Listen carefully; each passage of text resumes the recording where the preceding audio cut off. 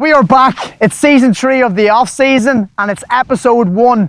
I am here in Knockmore GAA Club where I'm going to be speaking to Mayo goalkeeper Colm Reape.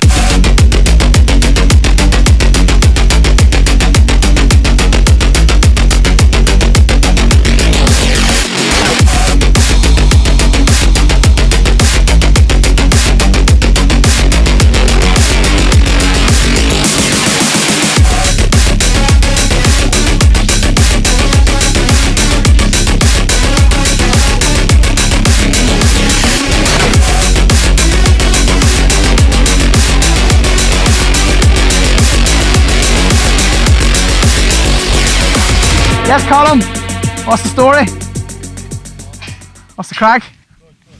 It's good to be here. Cheers for coming. Thanks. Welcome to season 3, episode 1. I'm here in the lovely village of Knockmore, and you all know how the episodes run. Yeah, I have an idea of it, yeah. Looking forward to it, bit of crack, yeah. Good stuff, bit of shooting there. The wind's going from right to left, so I'm Yeah, assuming we're going to shoot into those goals. I've plenty of excuse today, not too bad for that. Brilliant. Well, we'll have a bit of a chat, we'll go for a walk, and looking forward to it. Yeah, same as. So, just passing by, passing through the village, Knockmore, tell us a wee bit about its history. It's quite a small village. What's the population like? Funny enough, actually, it's actually nearly one of the biggest parishes in Ireland. Oh, is actually. it? Yeah, for actually small. It looks small, as you say, like that, but we stretch so far. Like, we go to Pontoon Bridge, which is nearly 15-20 minutes that way. We go all the way into Ballina, which is nearly another 20 minutes in that way. Like, as a whole, we're huge. Like, we've massive picking in that way. Population, geez, I couldn't tell you off head like that, but yeah, we're up there in one of the biggest parishes. So would people argue that possibly it could be split into other clubs? So I'm just basing it off the likes of Dublin. There's so many different clubs in such a small, compact area, whereas my club back home in Monaghan, Scotstown, has 3 or 4 parishes, and people might say it should be broken into small teams. Is that the same here? Not too bad, but they'll be very picky when we get to the parish borders and stuff like that, where sometimes it can be like, whose side are you on, or is parish rule really a thing, or stuff like that. That's what it comes down to. But no, it's not too bad. But comes to neighbouring, if you're always nearly, your parents are always a Knockmore side, and say you're on the Crossmline or Ballina border, you're always going to be bred into Knockmore nearly. And Crossmline and Ballina will be your 2 rivals, that's your closest clubs. Yeah, they're the closest clubs, like country club, town club beside us there, yeah. Big history there back in the day.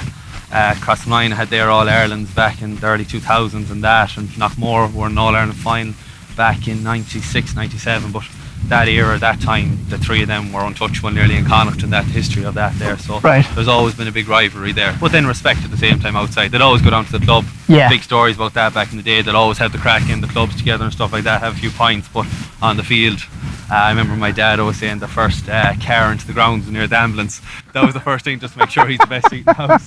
But that shows the rivalry there between them. Right, and you would have always played Knockmore younger? Yeah, always been Knockmore, yeah. Gaelic all the way up from nearly started under 5s or 6s here, and every Sunday 12 o'clock was always the kids group until you got to about maybe under 13 or 14, and then to sort of stagger through the day. But that was the starting point, yeah. Right, and we talked a bit off camera about other sports that you played. So you would have played soccer. How many sports did you play at a young level? From probably, I started probably at under 6, I'd say, playing up probably about, would have been footballing, soccer were the main 2.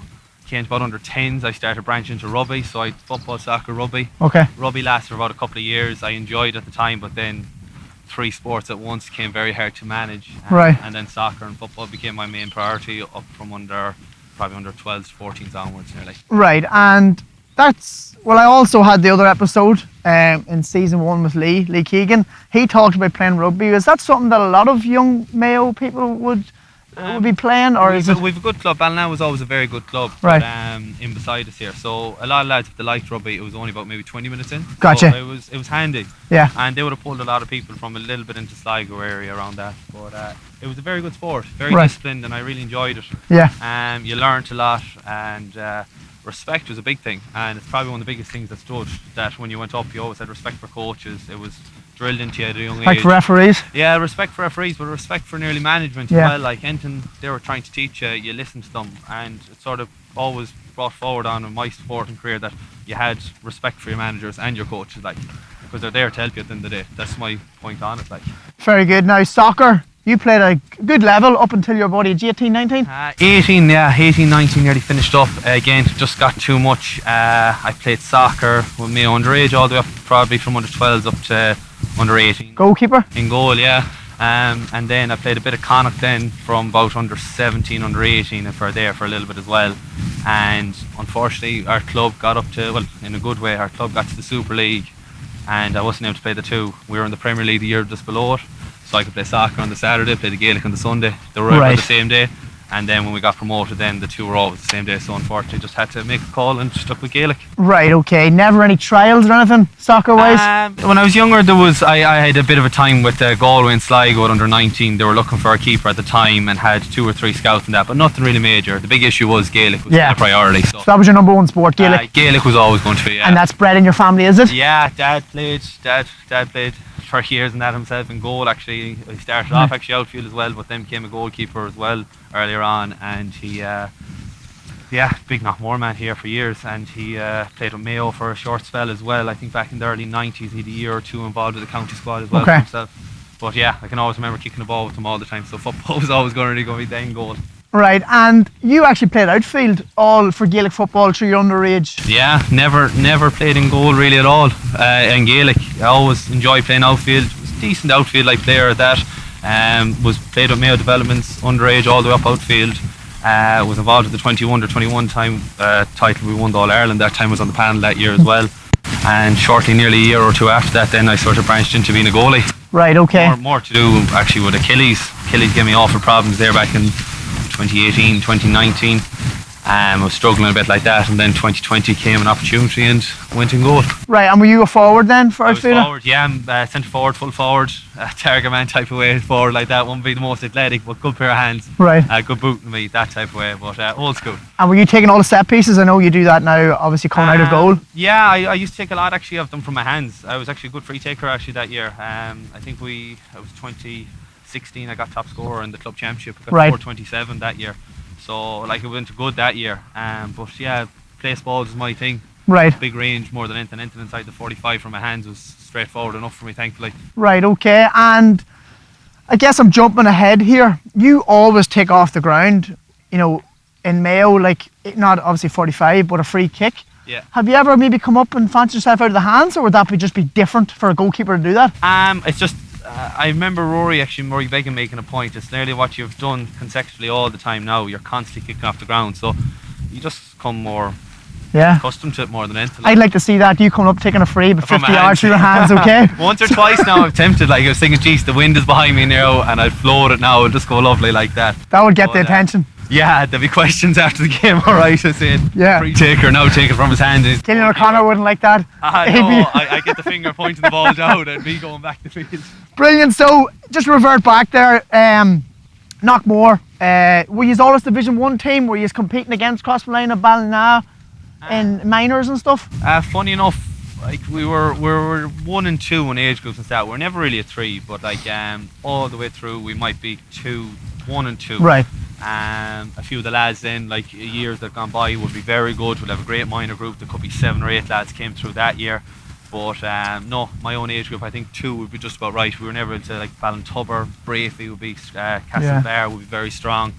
But we were good at breeding sort of senior players through. Yeah. We were able to pick maybe every year nearly get 3, 4, and like that one year we got 6 or 7, which is great for our senior team, that we have a great age. And you never won any Division 1 minor championships or anything? Our minors did one year. They'd be probably... Now your age group? No. My age group, we never really won much. We actually only maybe got to a North Mayo final, which would be near like North Mayo would be like Ballina, Crossmolina type of stuff like that. But no, never any big championships or anything like that. Right, okay. Now you talked about 2016 there a couple of times. That was probably, would you say, a breakthrough in terms of club, and you're under 21s for Mayo that year? Yeah. Did you win All Ireland with Mayo that year? We won All Ireland that year, yeah. Right, okay. And were you a starter, or were you No, I was involved? I was involved that year. It was a younger year, but it was just more the fact how well I played sort of with the championship that year that I got an opportunity.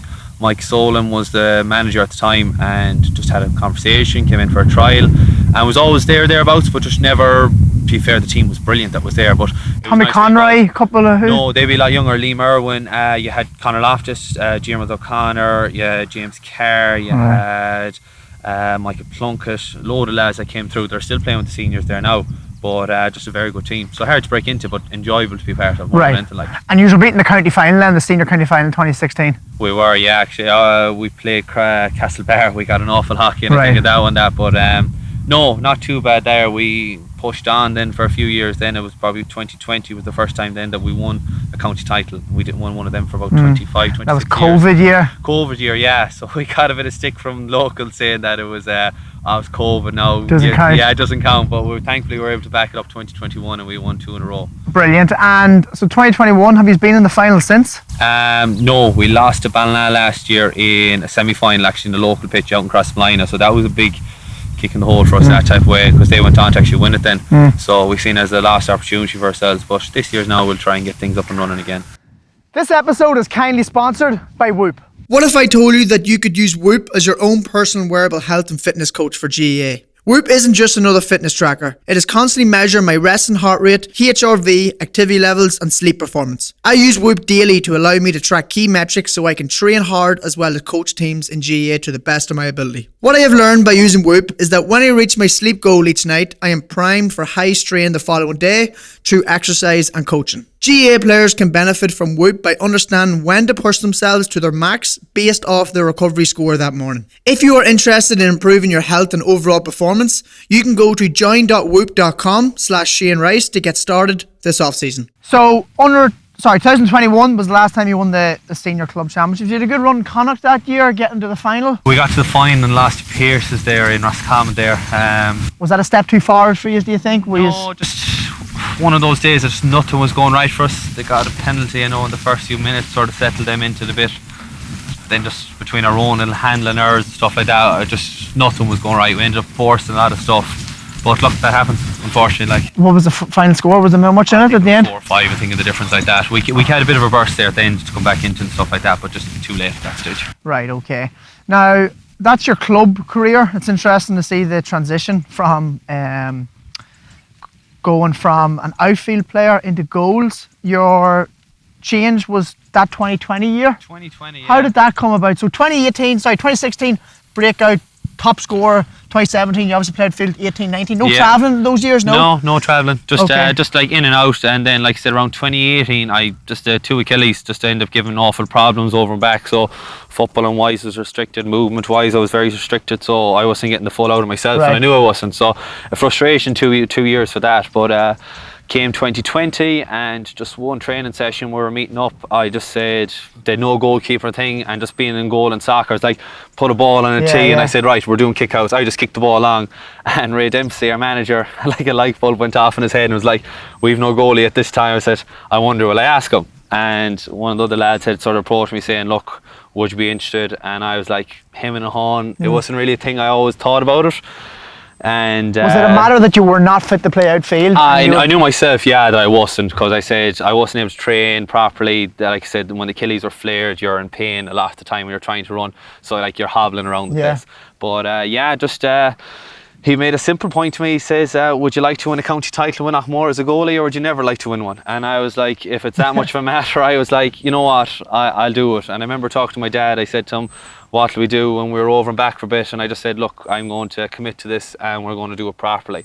So to be fair to him, I'd say 3 times a week on top of twice training. We were down here training. Change of style from being like the soccer goalies, everything's on the ground. Gaelic is way more versatile.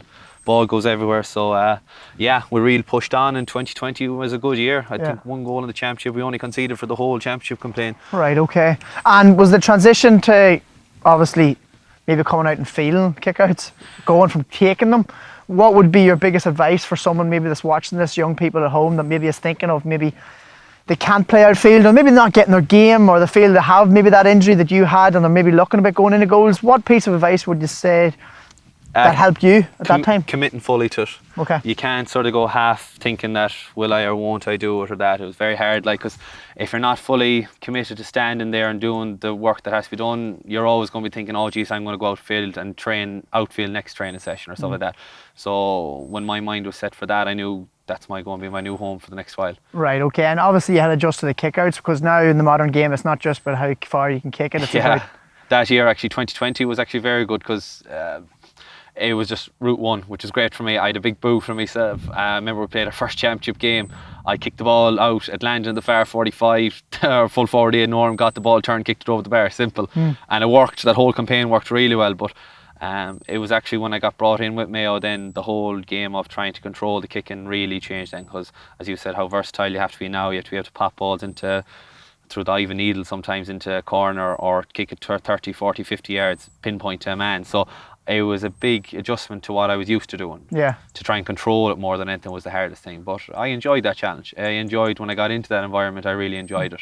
And as a goalkeeper, did you have to do the same slogging and the run as the outfielders? You used to be able to get away with it, saying I'm going to practice a few kickouts, so you could time it. There was a few times you seen the lads saying we're lining up for maybe 100-metre runs. Yeah, it's alright lads, I got 2 of the other goalies, we'll do a few kickouts, stuff like that.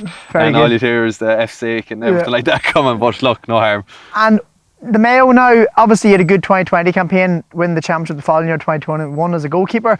At the Mayo stage, you had Rob Henley and you had David Clark. David Clark was in 2020 and Rory Byrne. Okay. They were the 3 lads that were there at the time.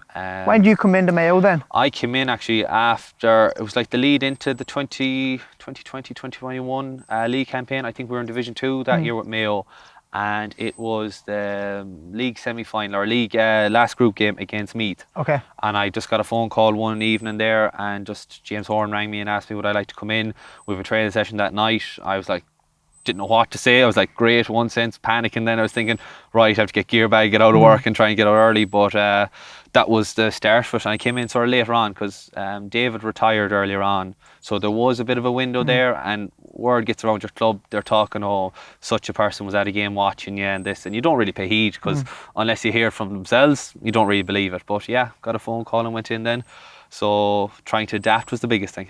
And you got your first start in 2022, would that be right? Yeah, like I said, I had to buy my time in one sense. I had to sort of learn the trade a bit, and Kevin came in at 2022 and sort of made it clear that it was like a clean slate on everyone's point of view. And I was like, if you want it, it's there for you. But if the other lads want it more, it's there. So he left it in our hands, and just thankfully I got an opportunity, and it stuck for that year.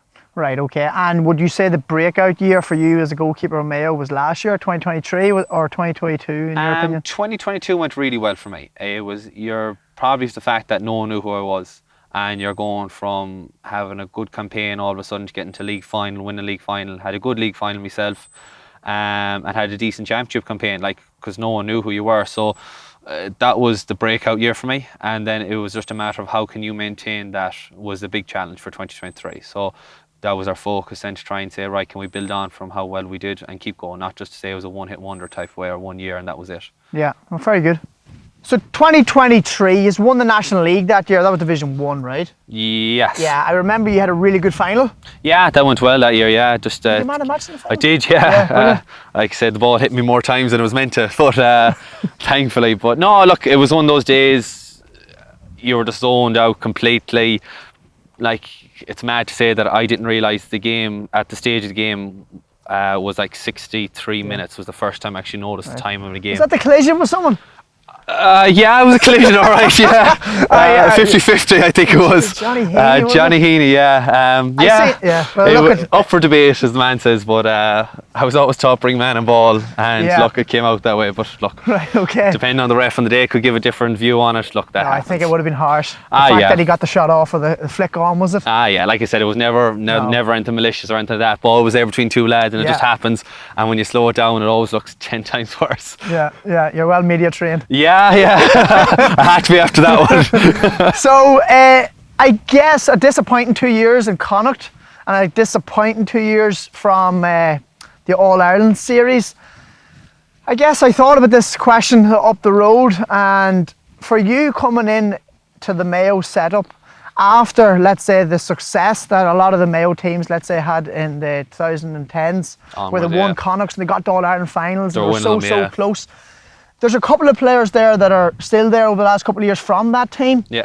Did you learn, were you nervous going into the likes of Aidan O'Shea, or were you excited to maybe work under those lads that have competed at such a high level for those years? And is there anything you took from that you can bring on to the new crop of Mayo players coming through over the next 5-6 years? It's probably the standards they set. Like, you go in there to that environment, like, one thing is, like, you spend so much time being there, first of all, that you're not just being there to fulfill a number or fulfill time. Like, it's great to be involved as a county person, but the end goal is to win an All-Ireland. That's your goal every year, no matter what it is. So it starts from day one when you have your S&C, and every training session after that is just attitude is the biggest thing all the time. Like, It hasn't got to a stage now that All-Ireland's not your number one goal? no, All-Ireland is in goal all the time, like for every year, no matter what happens. And look, these things, bumps in the road happen. Unfortunately, things don't go well on a day, and it can be the winning or losing of a game. But regardless of the situation, whatever it is about a Mayo thing, you're just completely driven for an All-Ireland. And it's a great thing in one sense that you can be written off in the beginning of the year by that, but it comes down to the nitty-gritty, you're there, and you're always pushing. Like, it was a tough day against Derry with the penalties. The penalty shootout, that obviously went in Derry's favour. Did you see if any? Was there? I'm trying to. The last one, no. The last one I got my hand to it, all right. They missed one. One went on the right corner and that, and the other ones are good penalties. Like, you can do your research and stuff like that. And would you do your research going into big games? Yeah, you like try to, like that. Like, you're trying to see who takes their penalties or what video is there. Like, you try and do your bit of homework and stuff like that. But look, at the end of the day, you just have to read the situation, hope for the best. But no, last one, look, I've been annoyed with myself. I sort of slipped, and then that ball went above my hand below. But like, they're the fractions that make the difference. Like, yeah, that was a wet day. Where was that game? It was in McHale Park, actually. Right, yeah. Okay. But yeah, look, penalty shootouts, you can get the luck could be on your side of the day, or it mightn't be. But look, then things happen. But it was a tough day as well. Then the year before in the Croker, Dubs were probably just on fire that day. Yeah, they were. Look, that's who they are. They punish you. Like, one or two things didn't go right for us. They got 2 goals off it, and sort of creates that gap, and we're just chasing, really. And was that the first game you played against the Dubs in the All-Ireland Championship Series with Mayo? Yeah, that was the first time, and actually it was, I loved it. I loved that idea that you're going to be playing this team that's going to be the pressing kings, and the 2 weeks up to this training session, I was just loving it, thinking that this is where you really try and define yourself as saying, like, these are the ones that are going to crucify you, and every kick out you do, they'll score goals on you if you kick an inch wrong. But I'll never forget it, and it was probably a learning curve for myself, is that we were doing our warm-up facing into the Davin end. Yeah. And all of a sudden Dublin came out, and this breeze, I thought, hit me in the back, and I was like, jeez, I said the breeze must have picked up, but it was actually the noise from the hill, the vibrations they created coming down the thing, and that actually made me stop, turn, look behind me. I was like, holy fuck. The hill was behind you? The hill was behind me on the warm-up, so we were quite down. Strange that Dublin don't kick into the... They did kick in the hill, we were down the far end. Oh right, okay, right. But it was just the vibrations and the noise from the whole length of the pitch nearly created this breeze, and I nearly was thinking, geez, I was thinking to myself, geez, the wind really changed. I said, no, I have to look and just feel, but it was actually just a noise. Wow. And you obviously would have had the hill behind you in the first half? We had second half, sorry? Second half, we had the hill behind us, yeah. And like, I'm not bad at all when it comes to that. When I'm playing games, I just get completely tuned out to everything, and it does take a lot to do it, but I have my routine to nearly be like that. So you try and annoy, but it was just the warm-up itself just really, like, I was like, fuck, this is proper noise. Yeah, wow. So it was good for me in one sense as progressing, but it was near like, Jesus, what's that You're noise? in the big time now. Yeah. So people say in Croke Park, is it true that it's very hard to get directions across? Can people hear you on the pitch, or is it that loud? It can be very loud, and that was probably the first time I experienced proper noise in a game, because up to that, I think there was near about 72,000 nearly at that game. Yeah, and there was a double header, there was a game beforehand. There was, yeah, and like that was the big thing. I was in the hill actually in that game. Okay, yeah, that was the first time I actually realised. To say that you can talk to a lad maybe 20 yards away is probably the most. If you're trying to speak from anyone from the 13 to the 45, good luck. Yeah. You're not going to hear it. Like, and forget about hearing the selectors. No, like, and that's probably a big thing I'd say a lot of clubs try and do, is like, how do you communicate on such like loud days or loud occasions and stuff like that. Like, you know, also try and get a man to run over, run back.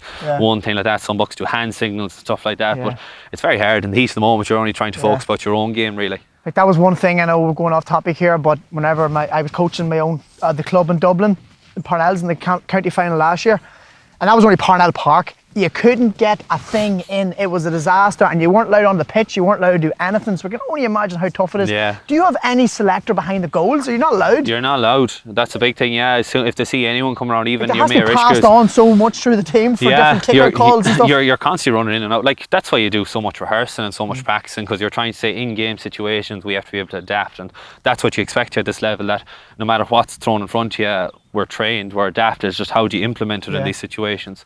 But yeah, in regards to signals, it's next to impossible. Yeah, and I know you don't want to go into too much detail in terms of signals and everything. Do you kind of, as a keeper, see it as it is in terms of kickouts, or do you have set routines? I know you don't want to go into detail. You play off the cuff. Off the cuff, is that what you? Off the cuff, yeah, because like you try not predict your kickouts. Sometimes, obviously, last minute you're trying. Obviously, bucks might 5 or 6 of them might all group together, break zone. You know what I mean? Yeah. Simple forward. Like everyone does that. Like, but like you try and be unpredictable and try and obviously that. So you rely on movement from the lads is a big thing. Yeah. And after that, then it's up to you then to nail the kick out. Like they can do all the movement, create all the space, but unless you can hit them when they need to be hit, like that's pointless. Brilliant. And just to touch on your 45 take and your kicking off the ground is brilliant. Sometimes. You're up there with the top three. You know, you have Began, you have Nell Morgan, you have yourself, you have a couple of the keepers there in the top 3 to 5. Mark Jackson, Wicklow. Yeah. Like, is that something that you would get down with a bag of footballs on your own? Like, I'm trying to reach out and talk in front of the younger generation, or players in general, goalkeepers. You need to put the time in before training and after training, isn't that right? Yeah, it's very actually hard. Even sometimes you can even get it during training. Like it's actually off hours is the biggest thing. And like I remember when I played at a club and I did take the frees, you'd kick 40 balls and you'd line them nearly 5 to the left, 5 to the right on the 13, 21D and 45. But like that was done twice a week.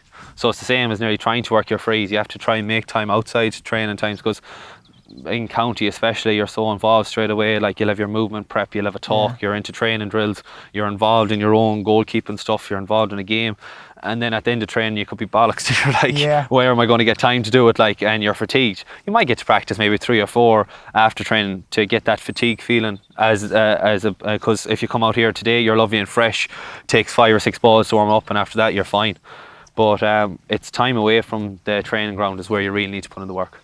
So Colm, there's a new segment for this season, in season 3, and it's called Winner Stays On. Okay, I have a list of goalkeepers here. All right. And I'm going to call out, let's say, 2 goalkeepers, and you have to pick one, let's say, that's better, in your opinion. Okay. Okay? If you have to hesitate, you can give an answer why you pick someone. Yeah. And whatnot. Okay, Okay, fair. and we'll work down the list. Okay, So winner that's stays fair. on. Okay. Okay? First 2 up, Mark Jackson of Wicklow, Shane Ryan, Kerry. Jeez, I'm falling out with people already. No, nothing. Shane Ryan. Shane Ryan. Shane Ryan or Conor Gleeson? Shane Ryan. Shane Ryan or Shane Curran, former Roscommon keeper? Oh, lunatic. I go with Shane Ryan. Shane Ryan or Raymond Galligan, Cavan goalkeeper, all-star. Cavan manager. Cavan manager, yeah. Raymond Galligan. Ooh. Change it up. Now, Raymond Galligan or Rob Henley? Rob. Go You're Rob on lucky. that one. Now you're getting tasty here. Rob Henley, Niall Morgan. Oh, Jesus. 2 different types. Go Niall Morgan. Niall Morgan, Sean Patton. Sean, very good. Niall Morgan. Niall Morgan, Charlie Smith. Just recently went to the NFL. Charlie with the NFL, but we'll go Niall Morgan with the Gaelic. Niall Morgan, Stephen Cluxton. Stephen Cloxton. Stephen Cluxton, Rory Began. Cloxton. The last one, Stephen Cluxton or Colm Reape. Stephen Cloxton. Fair play. Okay, Colm, so on to our next segment. We have done this in every episode throughout the seasons. It's our 16 quickfire questions. And the reason why it's 16 quickfire questions is because there's 16 weeks on average in the off-season, club off-season. So they can be quickfire, but you can take your time, obviously, if you have to. If you weren't a footballer, what other sport do you think you'd excel at? Soccer. Soccer, yeah, we spoke on that. How far do you think you could have went if you had maybe stuck to soccer? I'd love to have gone over to England and see what it went like. Because Right. I know 1 or 2 lads that went over and got to school there and ended up getting into academies and stuff like that. And it seemed straightforward-ish over there, but it would been interesting to see how we would have got on in England. Very good, okay. Player you wish you played with that doesn't currently play? I guess from Mayo in the past. Who would have been that there now? Keir MacDonald. Yeah. just to see what he's like. Just obviously he's only across the road. You know him personally and stuff? No, really. We had him. He was in with us in 2021. He was in a selected that year, and he was very good. Just his one-to-ones are very good. You list him all day of the week. Yeah, very respectful. Very good. Like, and his coaching, just he can see so much things around the place, and like very approachable as well for a serious man. You could go up and ask him anything, and he'd be happy to help you. Like. So just on that, he obviously came from playing in the noughties, and the game was so different. It was man to man across the pitch. There was a lot more space, and it obviously helped him as this quality forward. Him coming into a backroom team maybe in 2021 with the modern game the way it is with very little space, was he open to the fact and understanding that there is very little space, or was he still someone that maybe push, like, you know, the long kicking and shoot from everywhere, or was he understanding of the game? I was understanding, but he really believed in the kick passing and stuff like that. Yeah, like he says, your skill is everything. Like, it's the execution really that lets you down 9 times out of 10 when you do kick the ball. But no, pockets were always there. He believed there was always pinholes there to be poked all the time, and just his skills alone and what he asked for was very good. Very good, okay. Any hilarious superstitions or rituals among the squad or even yourself before games? No, I'd be fairly routine. Probably biggest thing. You'd say the same thing all the time to yourself. A few notes written on it, basic enough stuff like that, but same every game. Nobody else has a mad superstition? No, nothing crazy. No, nothing out of the blue or anything like that. Right, okay. What's your funniest memory from a team bonding session? Any funny stories? Anything mad? Oh, stories I couldn't tell, maybe. Jesus. No, nothing really that can be said. Really, that's great. Yeah. Very well media trained. Your least your least favourite football ground, club or county you don't like going to? Least favourite.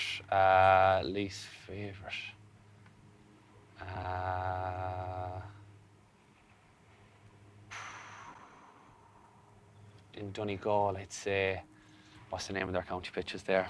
Oh, Ballybuffet. Ballybuffet. The time we played them up there, brought the pitch in about a metre and stuff like that. Swamp of a pitch that day. I just swore I hated this pitch. And even the journey as well. Well, it's not too bad, It's not too bad, no, but you still, like, from us, we'd still have to travel up the night before trying to make that. But Ballybuffet's pitch that day was just swamp.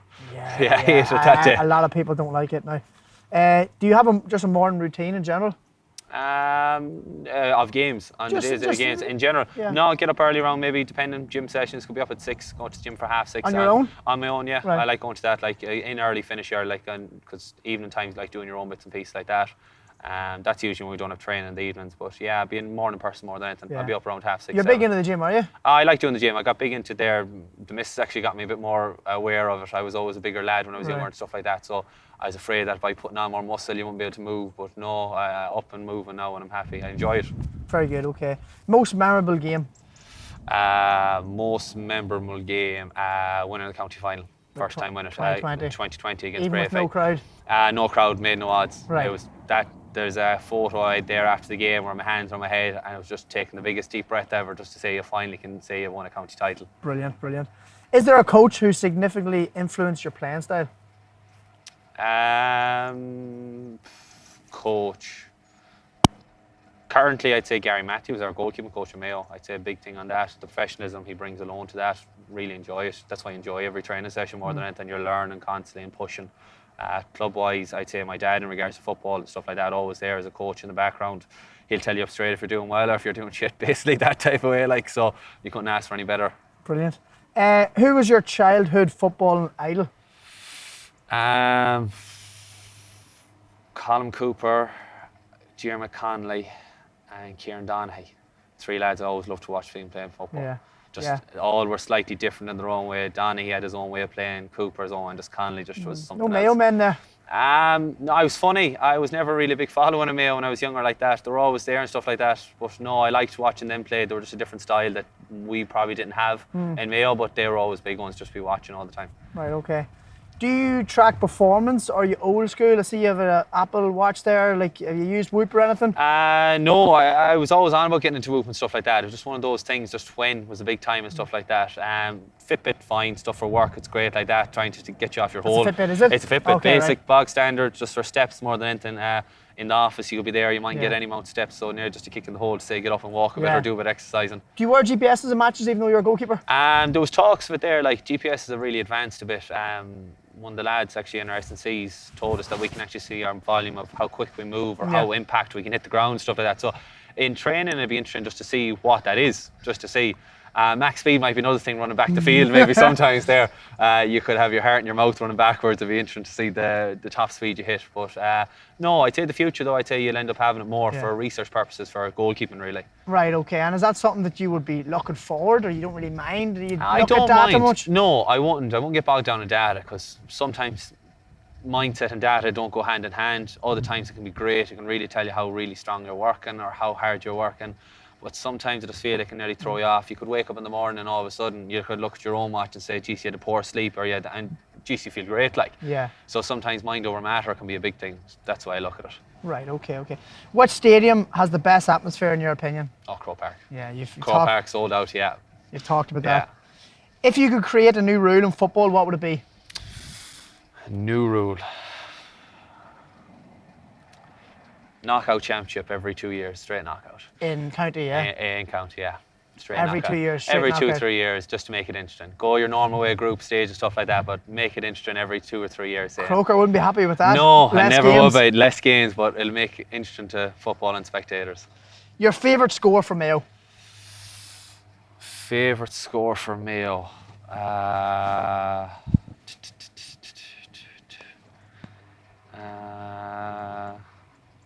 2 probably.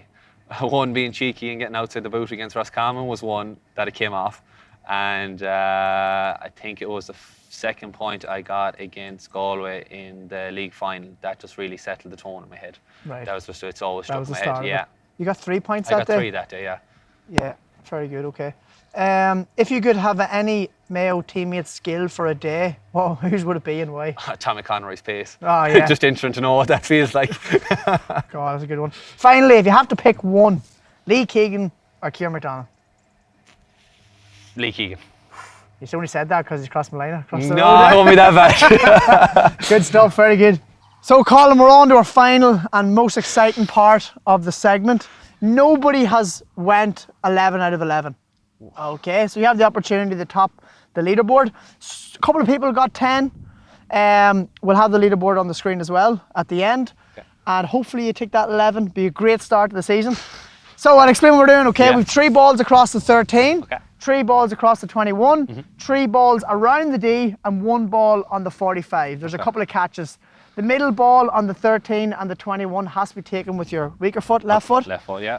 And then the last one, if you hit it off the ground, which I'm assuming you will, from the 45, that will be worth 2 points.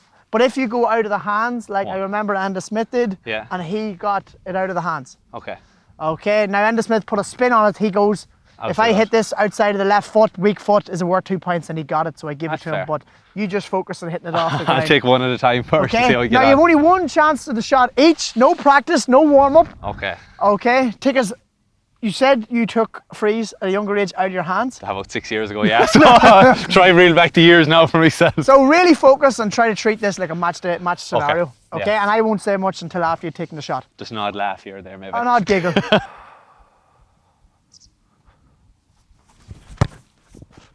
That's a.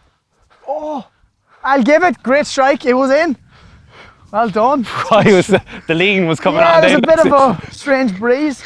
So the 13-meter left foot. Now do put your focus in here. Okay.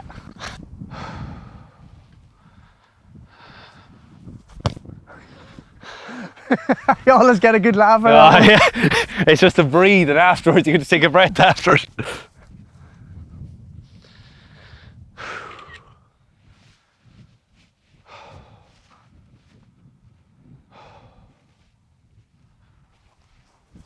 Oh, that was the stuff if I ever seen it. That's still in. It was already gone over the bar in my head before I even kicked the ball anyway. Okay, you're going to come here, Colm. Okay, that's 2 from 3. Let's stay focused now. That's the bad one out of the system now. That's the bad one. That was a ball into Michaela. Yeah, that's it. It was all a pass, you see. Are you sticking to the left? I'll go out to the boot now at this stage. I can't go any worse than that now for the day. Honestly, statistically, everybody I think has missed from that. That's the toughest one. Really? Yeah, a lot of them. I don't think we've had a left footer on actually yet. Take your time.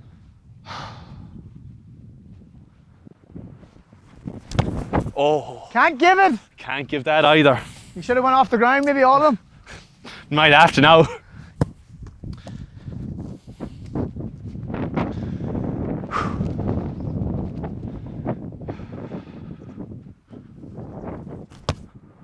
Well done. Good stuff.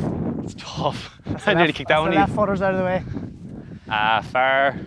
Far one in the Far 21. one now.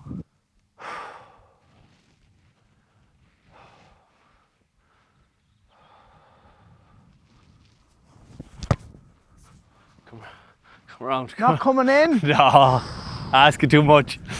So you're just going to come into the corner of the D. That's 3 from 6. Go this side here, yeah. And then you'll skip over the other one, okay? Yeah. Good lad. 4 from 7. 4 from 7, 4, 5, 6. Ooh, the numbers are getting slow.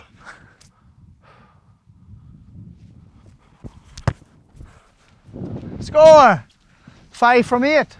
Come back strong in the back balls.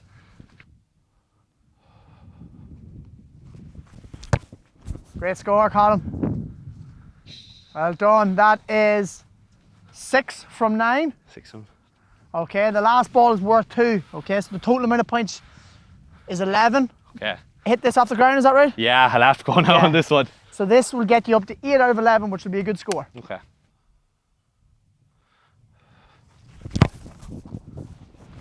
Snuck it. Ow. They're the fractions, they're the margins. 6 from 11. Not too bad, not too bad from a keeper. Not bad. That was such a short run up. Yeah. Is that something you've always done? Um. Like in soccer, you wouldn't take that short of a run up. Yeah. Really? Nearly Yeah, would, yeah. I always had a big boot, to be fair to me, when I was younger, and problem was accuracy. Right. Power was there, distance, and I realised then I sort of was practicing, fidgeting around the place, I think around in 2020, 21, and I was like, right, 4 steps was nearly plenty. It was only about just relaxing, trying to strike the ball more than anything. Have you tried taking more steps? I feel like I lose control then a bit like that. Like 4 for myself, like anywhere from like 50, I'd say 4 steps is fine. Anywhere further than that, you're probably on 6. Okay. I nearly have a gauge to myself saying that you get more of a run up. I prefer that. I like being in control and just striking like a backspin nearly, trying to get to it like that. Brilliant, okay. And where would you say probably on a day like this, what's your 50, 55? 50 would be like that, where you'd be nearly hoping you'd be saying like that's comfortable. After that, then you're nearly like, you're pushing a bit. Would like, you change your stance if it was further out? Just take 2 steps further back. Oh really? That's all. So yeah, every distance. further? Every further I go back nearly, anything from 50, nearly I'll add 2 steps. Brilliant. And I won't really go any further than that. After that, then it's just, unless it's wasting time. That's all. Like. 6 from 11. Okay, we have the leaderboard on the screen.